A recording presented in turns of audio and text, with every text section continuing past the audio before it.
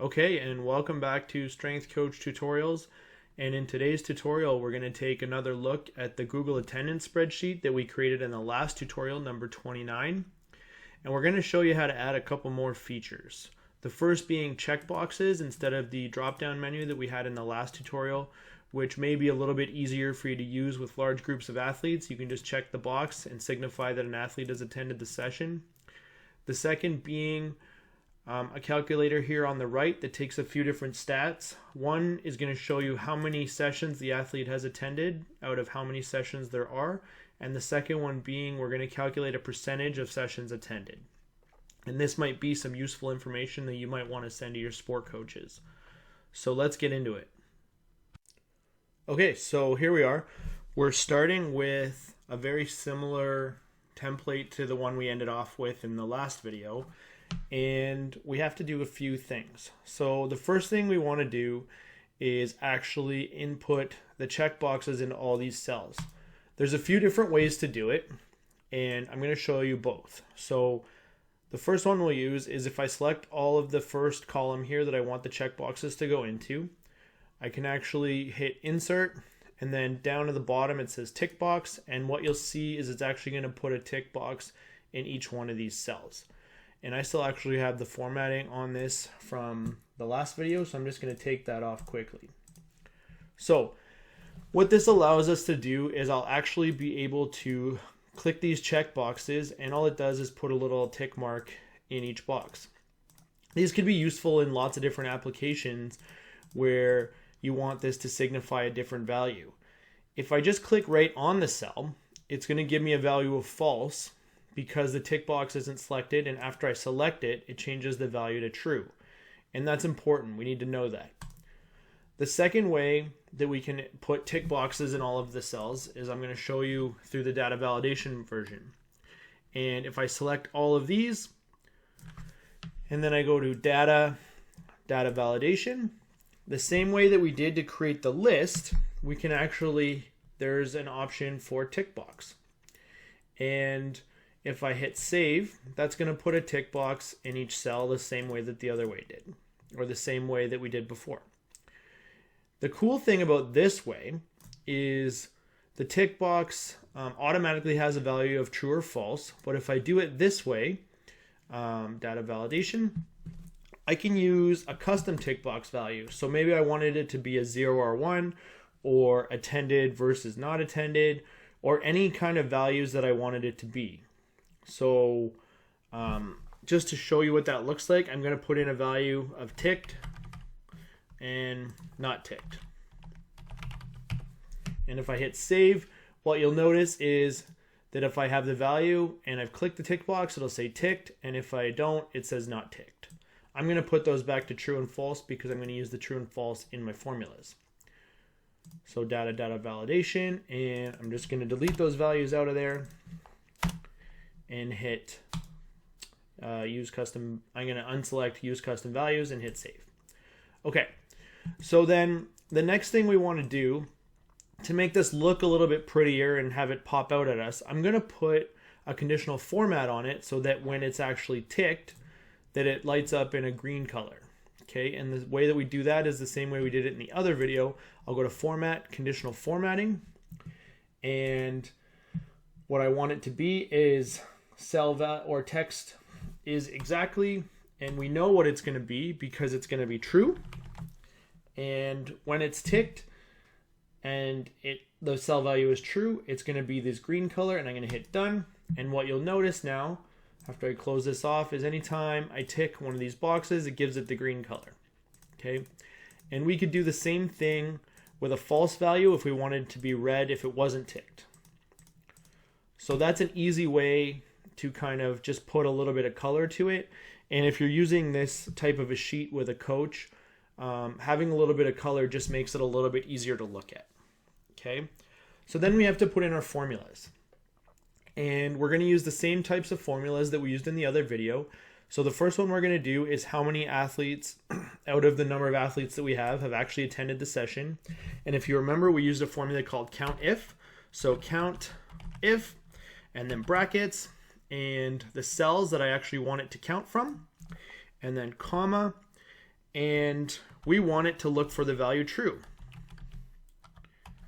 And then hit close. So what you'll notice is that as I tick these boxes, it's actually going to count the number that are ticked. Okay. And what we did in the last video was actually have it show as a ratio to how many athletes there are actually on the team. So the way that we did that was we used an and sign, and then when we put stuff in quotations, we can put in text and it'll just display as text.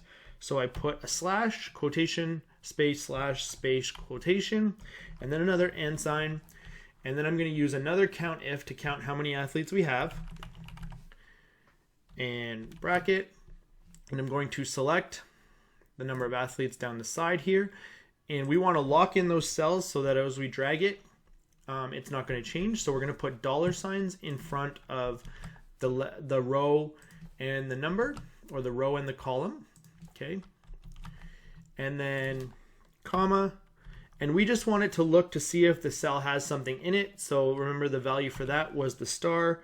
Close the quotations, and then close the bracket. So right now it says 0 out of 10, but if we tick these boxes, it's going to say 2, 3, 4 out of 10. Okay, so that's an easy way to kind of do that. Okay, so now that we have the stats down here at the bottom finished, the last thing we have to do is complete the individual athlete stats. So we're going to use a very similar formula to the one that we used down here to calculate how many athletes showed up on the day. And we're going to start it again with equals countif, bracket, and the range that we want is this range here for the athlete, and again, comma, and the criteria we want is true, because remember, when the checkbox is clicked, it will give us a value of true, and close that off. And we want it to look like a ratio, so in quotation mark, space, slash, space, quotation mark, and count if. And the range that I use here is just along the top here, and I'll select that. And I'm going to actually lock in all those cell or all those references with the dollar sign.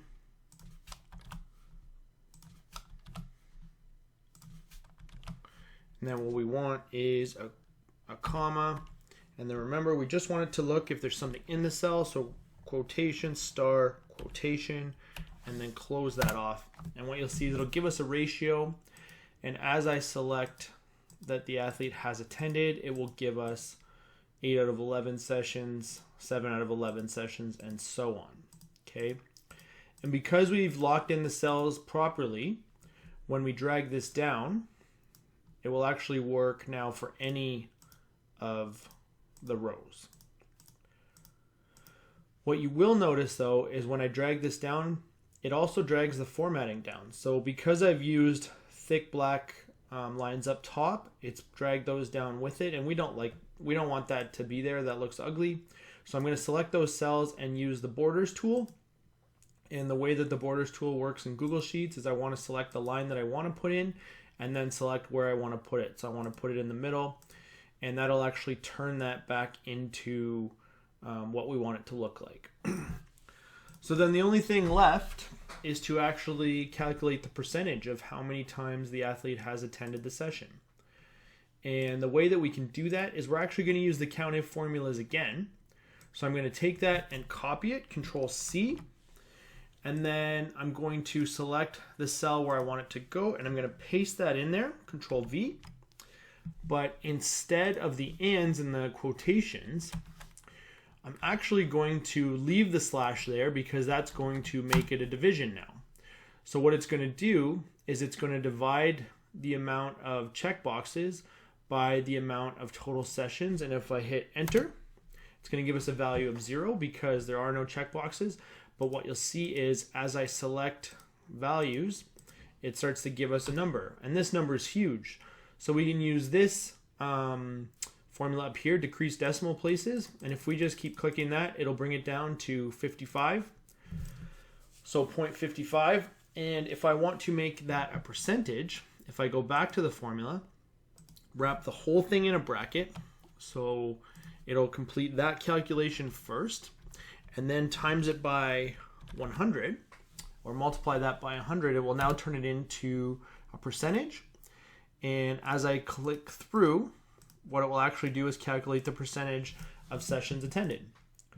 And that's probably a useful number to give to your coaches.